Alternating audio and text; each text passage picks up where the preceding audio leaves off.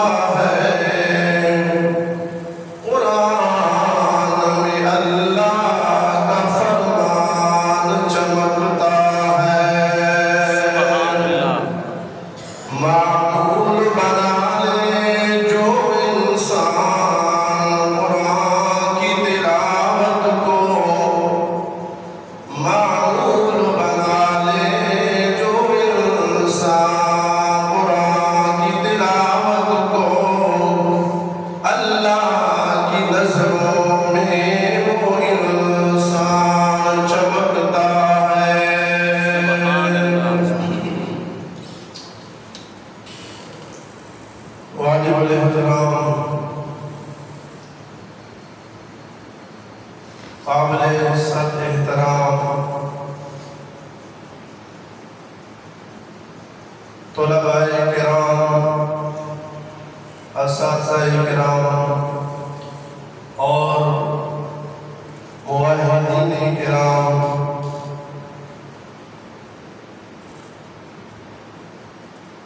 خصوصاً استاذ المکرم استاد مولانا عطا الرحمن فاروقی المدنی اور بڑے اساتذہ کرام، استاد المکرم،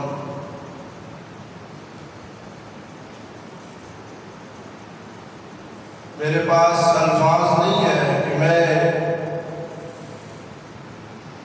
شکریہ ادا کروں جس قدر زمانہ تعلیمی میں انہوں نے محبت اور پیار اور شفقت کے ساتھ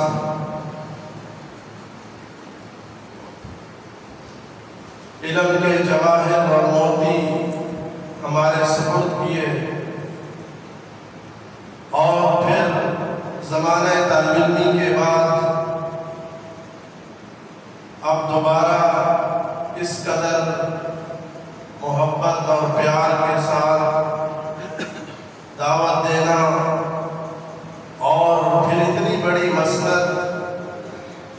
جس پہ استاد مکرم نصف صدی کے قریب ہو چکا ہے، اللہ کا قرآن اور دین کی خدمت میں مصروف ہے، اور مجھ جیسے نالائق ہیچ مکان کو اس مسند پر بٹھانا یہ میرے لیے بہت ہی اعزاز کی بات ہے۔ میں اس پر اللہ کا شکر ادا کرتا ہوں اور استاد مکرم اور ان کے پورے خاندان کا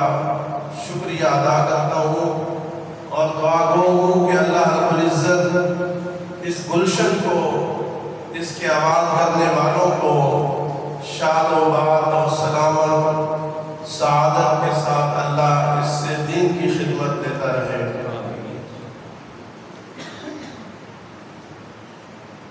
میرے عزیز نوجوانوں اور موحدین کرام، آج ہر انسان ایک کشمکش میں ہے، ہر انسان ایک پریشانی کے عالم میں اور ایک دکھ لے کر، غم لے کر اپنی زندگی گزار رہا ہے، چاہے وہ امیر ہے یا غریب ہے، عربی ہے یا عجمی ہے، چھوٹا ہے یا بڑا ہے، جس حالت میں بھی ہے وہ ایک پریشانی اور ایک عجیب سی اضطراب والی کیفیت ہے۔ آخر میں پوچھتا ہوں کہ چلو غریب تو پریشان ہو غربت کی وجہ سے، بیمار تو پریشان ہو بیماری کی وجہ سے، اور تکلیف میں یا دکھ میں رہنے والا کسی بیماری میں مبتلا ہو تو پریشان ہو اپنی پریشانی کی وجہ سے، لیکن امیر ترین اور اچھے گھروں میں کھانے پینے والا یہ کیوں پریشان ہے؟ جب میں قرآن مقدس کا مطالعہ کرتا ہوں اور احادیث نبویہ کا مطالعہ کرتا ہوں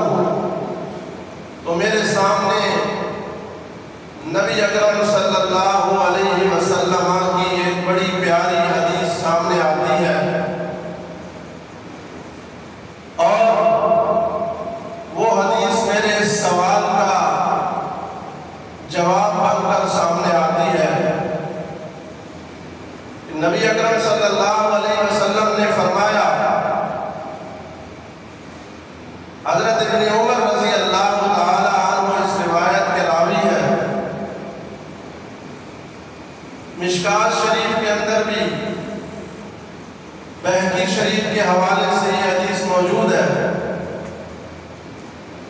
فرمایا ان هذه القلوب تسدع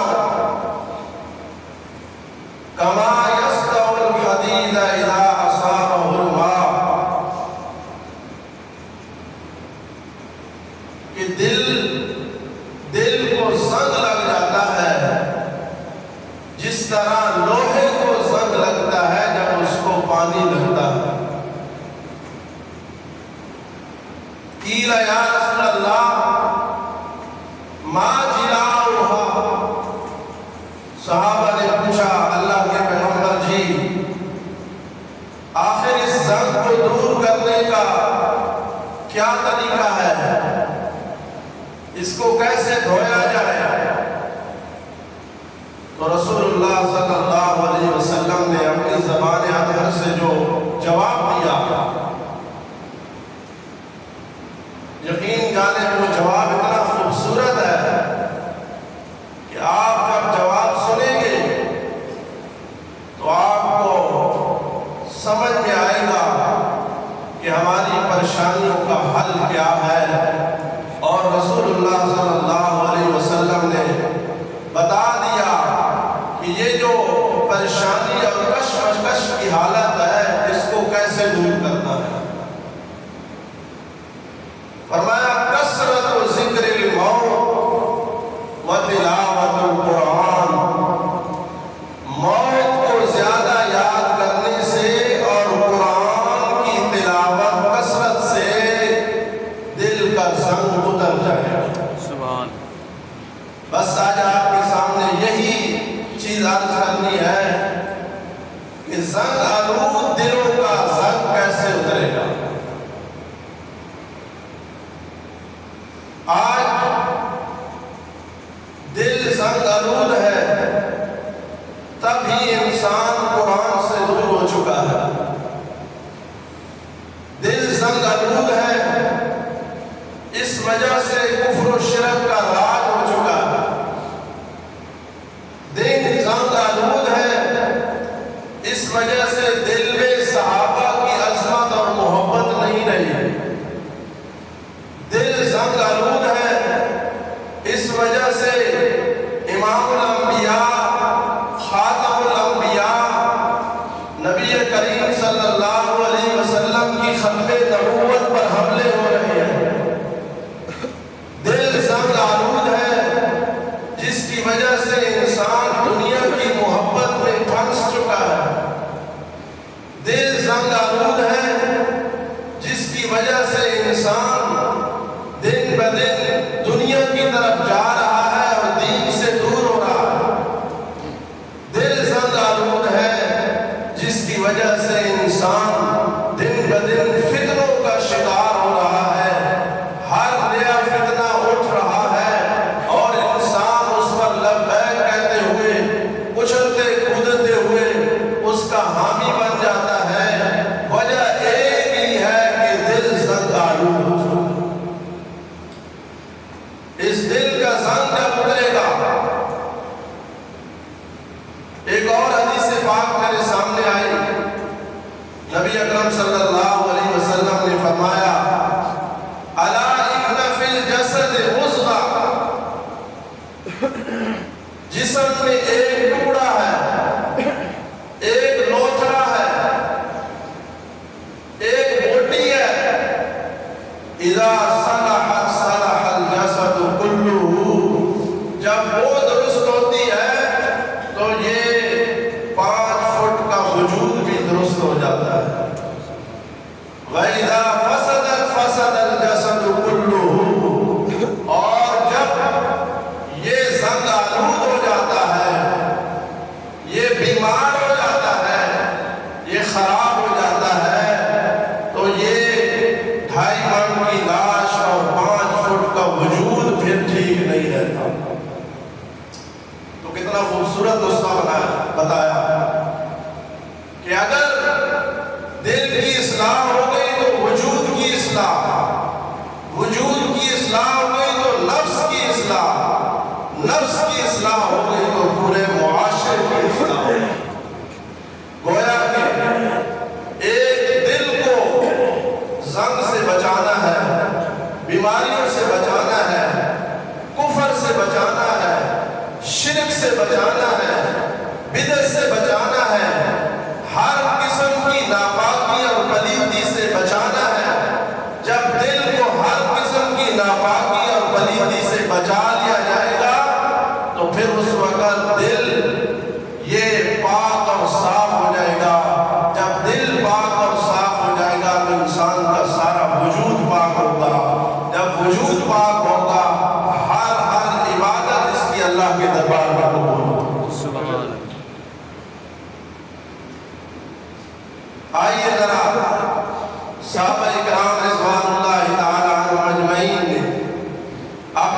دل کا زنگ کیسے اتارا، اپنے دل کو کیسے پاک کیا، صاف کیا۔ ذرا صحابہ اکرام کی زندگیوں کا مطالعہ کرتے ہیں کہ انہوں نے نبی اکرم صلی اللہ علیہ وسلم سے جب قرآن سنا اور اپنے دل کو صاف کیا، پھر ان کی زندگیوں میں کیا تبدیلی آئی۔ یہ وہی صحابہ ہیں جن پر اس مہینے میں تبرہ بازی کی جاتی ہے، تان و تشریح کیا جاتا ہے، ان مقدس ہستیوں کو نشانہ بنا کر اپنے مال بٹورا جاتا ہے، اپنی جیبیں اور پیٹ گرم کیا جاتا ہے۔ یہ وہ صحابہ ہیں جنہوں نے قرآن سن کر اپنے دلوں کا زنگ اتارا اور پھر میرے نبی اکرم صلی اللہ علیہ وسلم کو، قرآن کو اور دین کو دنیا کے کونے کونے میں پھیلایا۔ ایک صحابی ہے حضرت جبیر بن مطعم بن عدی رضی اللہ تعالیٰ عنہ، سبحان اللہ، اپنا واقعہ خود بیان کرتے ہیں۔ بخاری شریف، مسلم شریف اور دیگر حدیث کی کتب میں محمد بن جبیر کے ان کے بیٹے سے روایت ہے، فرماتے ہیں جنگ بدر کے قیدیوں میں، جنگ بدر کے قیدیوں کو میں چھڑانے کے لیے رسول اللہ صلی اللہ علیہ وسلم کی خدمت میں حاضر ہوا۔ بعض روایات میں ہے کہ یہ خود قیدی بن کے آ گئے، اور بعض روایات میں جن قیدیوں کو چھڑانے کے لیے ان کے والد جو مطعم بن عدی، یہ مسلمان نہیں ہوئے تھے، لیکن باوجود مسلمان نہ ہونے کے جب طائف کے بازار میں نبی اکرم صلی اللہ علیہ وسلم کو پتھر لگے تھے، اللہ اکبر، اللہ کی توحید بیان کرتے ہوئے میرے نبی لہولہان ہوئے۔ میرے اور آپ کی خاطر اللہ کے پیغمبر پتھر کھا کر لہولہان ہو رہے ہیں۔ نبی اکرم صلی اللہ علیہ وسلم جب وہاں سے واپس آئے، لہولہان ہے، وجود زخمی ہے، آپ نے ان کے والد مطعم بن عدی کے گھر میں پناہ لی تھی، امان لی تھی، باوجود کافر ہونے کے انہوں نے امان دے دی تھی۔ اسی وجہ سے جب یہ قیدیوں کو چھڑانے کے لیے آئے نا، تو نبی اکرم صلی اللہ علیہ وسلم نے ایک لفظ بولا، فرمایا جبیر اگر تیرا والد آج زندہ ہوتا اور مجھے آ کر ان قیدیوں کی سفارش کرتا تو میں بغیر کسی بات کے، بغیر کسی فدیے کے ان کو رہا کر دیتا، لیکن چونکہ اب فدیے کا فیصلہ ہو چکا ہے صحابہ کے مشورے سے، حضرت جبیر اپنا واقعہ بیان کرتے ہیں، اور بعض روایات میں ان کا بیٹا فرماتے ہیں جب یہ آئے رسول اللہ صلی اللہ علیہ وسلم کی خدمت میں، آپ مغرب کی نماز پڑھا رہے ہیں، سبحان اللہ، مسجد نبوی ہے، پیچھے میرے نبی کے صحابہ کی جماعت کھڑی ہوئی ہے، مغرب کی نماز پڑھا رہے ہیں، اور سورت کون سی تلاوت کر رہے ہیں؟ سورت طور کی تلاوت فرما رہے ہیں۔ یہ میرے سامنے 27واں پارہ، اللہ کا قرآن فرماتا ہے وَالطُّورِ وَكِتَابٍ مَّسْطُورٍ، سبحان اللہ، فِي رَقٍّ مَّنشُورٍ، سبحان اللہ، وَالْبَيْتِ الْمَعْمُورِ وَالسَّقْفِ الْمَرْفُوعِ وَالْبَحْرِ الْمَسْجُورِ، إِنَّ عَذَابَ رَبِّكَ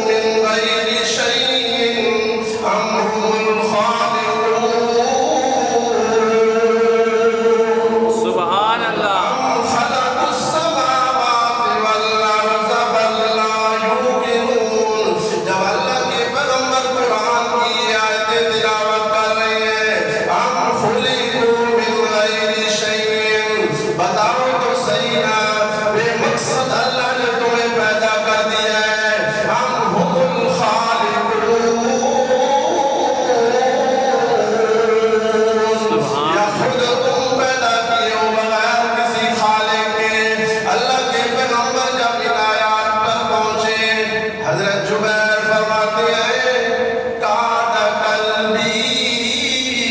یطیر، میرا دل پھٹنے لگ گیا۔ جبیر نے اللہ کا قرآن سنا، قرآن نے دل پر اتنا اثر کیا کہ جبیر فرماتے ہیں میرے دل کا زنگ اترنے لگا، میرے دل کا زنگ اترنے لگا۔ اللہ کے پیغمبر جب ان آیات پہ پہنچے ہیں، حضرت جبیر فرماتے ہیں میرا دل پھٹنے لگا، چیخ ماری جبیر نے۔ بعض روایات میں ہے وہاں پر ہی اسلام قبول کر لیا، بعض روایات میں نہیں، اسلام تو دل پہ گھر کر گیا، دل کی حالت تو بدل گئی، دل کا زنگ تو اتر گیا، لیکن اسلام کو ظاہر نہیں کیا۔ آخر ٹینشن تھی نا، پریشر تھا، پریشر کی وجہ سے اسلام قبول نہیں کیا، لیکن دل کی حالت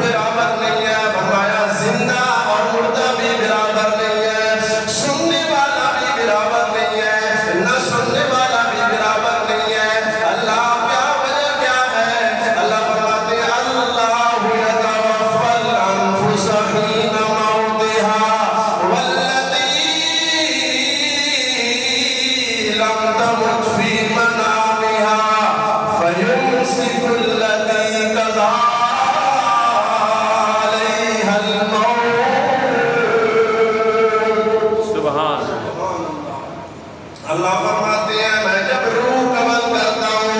مرنے والے کی روح کو قبض کر کے روک لیتا ہوں فیمسک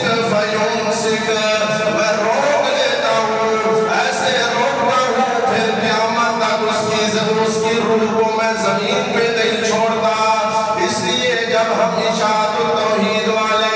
یہ مسئلہ بیان کرتے ہیں لوگوں کو یہ سمجھاتے ہیں تمہارا الہ مشکل کشا معبود ہر وقت تمہاری پکارے سننے والا ہر وقت تمہاری پکارے جاننے والا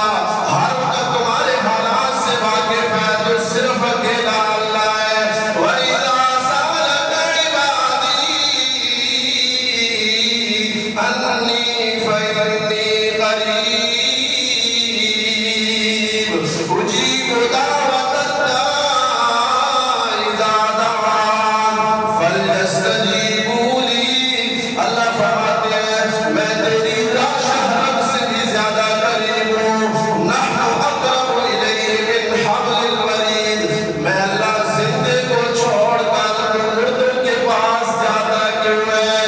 جو بے روح ہو چکے ہیں جو بے جان ہو چکے ہیں جو نہ تیری سنتے ہیں جو نہ تیری جانتے ہیں جو نہ تیرے حالات سے واقف ہے میں اللہ علیم بذات الصدور ہوں میں اللہ سمیع علیم ہوں میں اللہ کالے پتھر پر کالی کیڑی اور کالی رات اندھیری رات اس کی آہٹ کو بھی سنتا ہوں اس کے وجود کو بھی دیکھتا ہوں اس کے دل کی حالت اور کیفیت کو بھی جانتا ہوں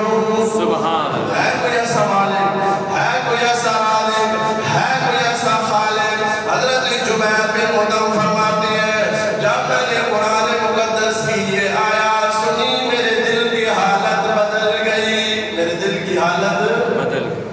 رب کا قرآن سننے سے دل کی حالت بدل جاتی ہے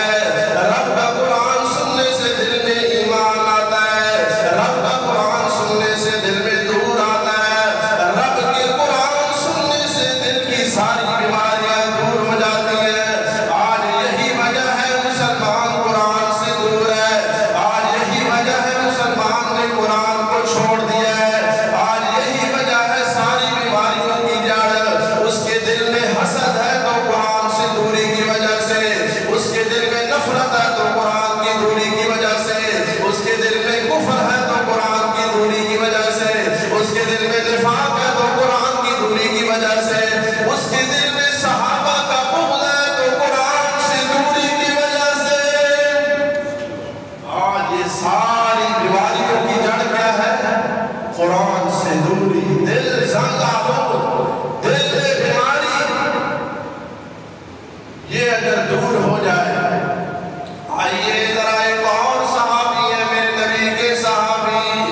حضرت عثمان بن مظعون عثمان غنی نا عثمان بن مظعون رضی اللہ تعالیٰ عنہ ان کا مختصر تعارف میں یہ کراتا ہوں یہ میرے نبی کے رضائی بھائی بھی ہیں رضائی بھائی بھی ہیں یہ جب فوت ہوئے تو سب سے پہلے جنت البقیع کے اندر اگر دفن کیا گیا تو عثمان بن مظعون کو دفن کیا گیا حضرت عثمان بن مظعون ابھی ابتدائی اسلام کا وقت ہے چند لوگ مسلمان ہوئے ہیں 40 کے قریب مسلمان ہیں حضرت عثمان بن مظعون فرماتے ہیں ایک دن اللہ کے پیغمبر گھر کے صحن میں گھر کے باہر بیٹھے ہوئے ہیں میں جا رہا ہوں اللہ کے پیغمبر نے فرمایا عثمان کیا وجہ ہے آج ہم سے کوئی ناراضگی ہو گئی ہے ہمارے پاس بھی تھوڑی دیر بیٹھ جایا کرو سبحان اللہ کیا ہی محبت اور پیار اللہ کے پیغمبر صحابی کو بلا رہے ہیں صحابی کہتے ہیں جی میں بیٹھ جاتا ہوں ابھی مسلمان نہیں ہوئے دل کا زنگ نہیں اترا دل کی حالت نہیں بدلی اتنی دیر میں نبی اکرم صلی اللہ علیہ وسلم کا چہرہ مبارک سرخ ہو جاتا ہے آپ دائیں طرف دیکھنے لگتے ہیں پھر بائیں طرف دیکھتے ہیں پھر چل کر تھوڑا آگے جاتے ہیں پھر واپس آ جاتے ہیں پھر آسمان کی طرف سر اٹھاتے ہیں اللہ کے پیغمبر کی یہ حالت حضرت عثمان فرماتے ہیں میں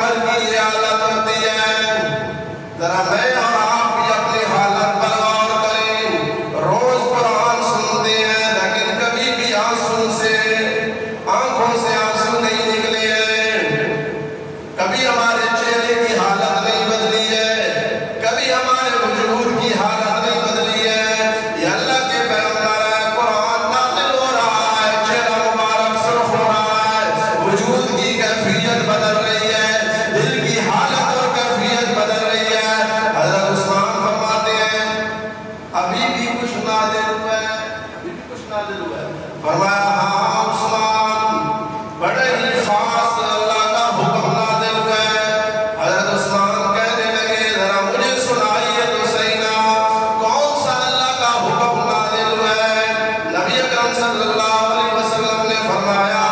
یہ میرے سامنے سورۃ النحل ہے، 14واں پارہ ہے، بڑی مشہور آیت ہے، آپ روز جمعے کے خطبے میں سنتے ہیں۔ فرمایا ان اللہ یأمر بالعدل والاحسان وإیتاء ذی القربی وینہی عن الفحشاء والمنکر والبغی یعظکم لعلکم تذکرون۔ یہ وہ آیت ہے جس کو حضرت عبداللہ ابن مسعود رضی اللہ تعالیٰ عنہ اور دیگر صحابہ کرام فرماتے ہیں، یہ جامع آیت ہے، اتنی جامعیت ہے، اسی وجہ سے اس کو جمعے کے خطبے میں تلاوت کیا جاتا ہے۔ حضرت عبداللہ ابن عباس فرماتے ہیں، یامر بالعدل، اللہ عدل کا حکم دے رہا ہے، اس سے مراد لا الہ الا اللہ۔ سبحان اللہ۔ ایک دفعہ میرے ساتھ کلمہ پڑھے نا، لا الہ الا اللہ، اللہ توحید کا حکم دے رہا ہے، شرک سے بچنے کی تلقین کر رہا ہے، شرک سے بچ جاؤ، توحید کے قریب آ جاؤ، والاحسان سے مراد اللہ کے فرائض ادا کرو۔ یہ حضرت عبداللہ بن مسعود، عبداللہ بن عباس تفسیر کر رہے ہیں، عدل سے مراد اللہ کی توحید ہے، احسان سے مراد فرائض ہے۔ فرماتے ہیں اللہ سے مراد، عدل سے مراد توحید ہے، اور احسان سے مراد ہے، احسان سے مراد ہے اخلاص کے ساتھ دین کی خدمت کرنا، عدل سے مراد شرک سے بچنا ہے، احسان سے مراد یہ ہے اللہ کی عبادت ایسے کرو کہ گویا کہ تم اللہ کو دیکھ رہے ہو۔ حضرت سفیان بن عیینہ رحمہ اللہ فرماتے ہیں، عدل سے مراد، احسان سے مراد یہ ہے کہ تمہارا ظاہر بھی باطن بھی دونوں پاک ہو، ظاہر اور باطن دونوں ایک ہو، اور احسان سے مراد یہ ہے کہ باطن ظاہر سے بھی زیادہ پاک ہو، باطن ظاہر سے بھی زیادہ پاک ہو۔ حضرت عثمان بن مظعون فرماتے ہیں، جب میں نے قرآن کی آیت سنی، سنیے ذرا میرے دعوے پر دلیل، حضرت عثمان فرماتے ہیں، میں نے جب قرآن کی آیت سنی، اللہ کے پیغمبر سے یہ مقام سنا، میں عثمان رونے لگ گیا۔ سبحان اللہ۔ ایک صحابی ہے سعد بن مالک رضی اللہ تعالیٰ عنہ فرماتے ہیں، جب تم قرآن سنو تو رونے لگ جایا کرو، قرآن سنو تو تمہارے دل کی حالت بدل جانی چاہیے، لیکن اگر رونا نہ آئے تو پھر رونے والی کیفیت بنا لیا کرو۔ یہ میرے نبی کا صحابی ہے عثمان، حضرت عثمان بن مظعون رضی اللہ تعالیٰ عنہ فرماتے ہیں، جب میں نے قرآن سنا میں رونے لگ گیا، میں نے کہا اللہ کے پیغمبر جی، مجھے قرآن، مجھے اسلام قبول کریے، مجھے بیعت دیجیے، مجھے اسلام کا کلمہ پڑھائیے۔ حضرت عثمان نے قرآن سنا اور قرآن کے ذریعے اپنے دل کا زنگ اتار دیا۔ سبحان اللہ۔ مڑیادہ مانو تم بھی جب قرآن سنو، یہاں سے قرآن کی صدائیں لگ رہی ہیں، صبح و شام قرآن پڑھا جا رہا ہے، روحانی برکات ہو رہی ہیں، قرآن پڑھنے والے پڑھ رہے ہیں، قرآن سنانے والے سنا رہے ہیں، یہ دریا بہ رہا ہے، یہ سمندر بہ رہا ہے،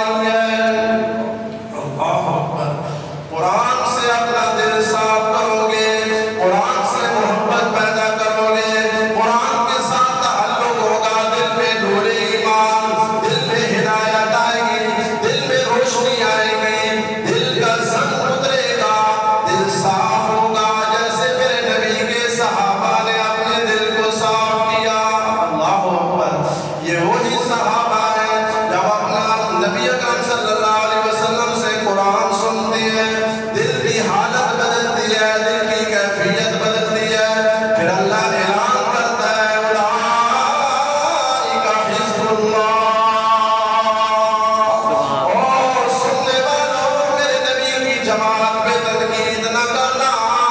یہ میں اللہ کی جماعت ہے، یہ فوج میرے نبی کی ہے، لیکن جماعت میں اللہ کی فوج ہے۔ اولئک هم المؤمنون حقا، اولئک هم الراشدون، اولئک هم المفلحون۔ وکرہ الیکم الکفر والفسوق والعصیان وزینہ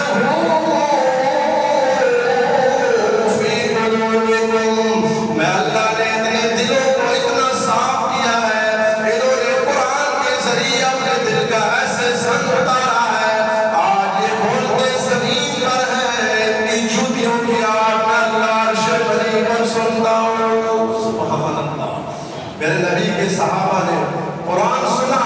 دل کی حالت بدل گئی۔ آئیے ذرا ایک اور واقعہ بیان کرتے ہوں۔ حضرت جعفر طیار رضی اللہ تعالیٰ عنہ میرے نبی کے صحابی ہیں، نجاشی کے دربار میں ادھر مشرکین عرب مشرکین مکہ بھی موجود ہے، ادھر میرے نبی کے چند صحابہ موجود ہیں۔ نجاشی بادشاہ اس کے سامنے آ کر یہ کفار کہنے لگے، یہ مسلمان بھاگ کر آئے ہیں، بغاوت کر کے آئے ہیں، ان کو ہم واپس مکہ میں لے کر جائیں گے۔ نجاشی کہنے لگا ٹھہرو ذرا میں ان سے گفتگو کرتا ہوں۔ گفتگو کے درمیان اس نے سوال کیا، ذرا مجھے بتاؤ میں عیسائی ہوں، مائی مریم کے متعلق تمہارا قرآن کیا کہتا ہے؟ اللہ اکبر۔ میرے نبی کا صحابی جعفر طیار کھڑے ہوتے ہیں، اللہ کا قرآن شروع کرتے ہیں، سورہ مریم کی تلاوت کرتے ہیں۔ فرمایا کاف ہا یا عین صاد ذکر رحمت ربک عبدہ زکریا۔ قرآن پڑھتے جا رہے ہیں، پڑھتے جا رہے ہیں، جب مریم علیہ السلام کا ذکر آیا، وَاذْكُرْ فِي الْكِتَابِ مَرْيَمَ إِذِ انتبذت من أهلها مكانا شرقيا۔ حضرت مریم علیہ السلام کا ذکر آیا، سارا ذکر سن کر نجاشی بادشاہ رونے لگ گیا۔ حضرت عیسیٰ علیہ السلام کے بارے میں جب سنا، قال انی عبد اللہ آتانی الکتاب وجعلنی نبیا۔ بیٹھ کر کہنے لگا، ایک تنکا اٹھایا، تنکا اٹھا کر کہنے لگا واللہ جو کچھ جعفر طیار کہہ رہا ہے اس تنکے سے اوپر نہیں ہے، بالکل سچ کہنے لگا، سچ کہہ رہا ہے۔ اسلام لانے لگا، رونے لگ گیا، اور سارا مجمع بھی رونے لگ گیا۔ اللہ کا قرآن منظر پیش کرتا ہے، وَإِذَا سَمِعُوا مَا أُنزِلَ إِلَى الرَّسُولِ تَرَىٰ أَعْيُنَهُمْ تَفِيضُ مِنَ الدَّمْعِ مِمَّا عَرَفُوا مِنَ الْحَقِّ۔ جب انہوں نے حق کو سمجھا، حق کو پہچانا،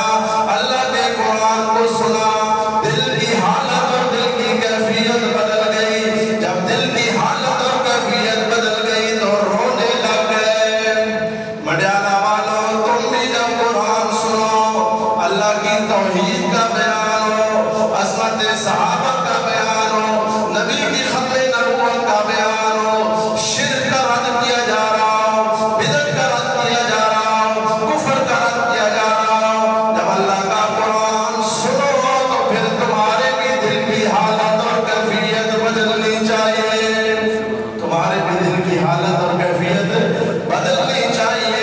اگر قرآن کے ذریعے اپنے دل کی حالت اور کیفیت کو نہیں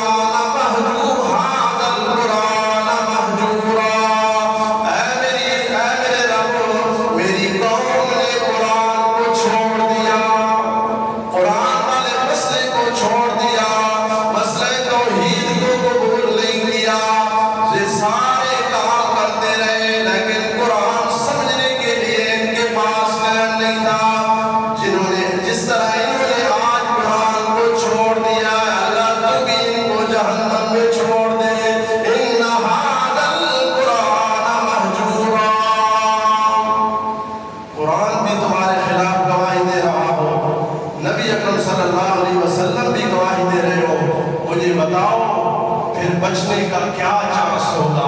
ہمارے تو ویسے ہی پہلے اعمال اتنے نہیں ہیں،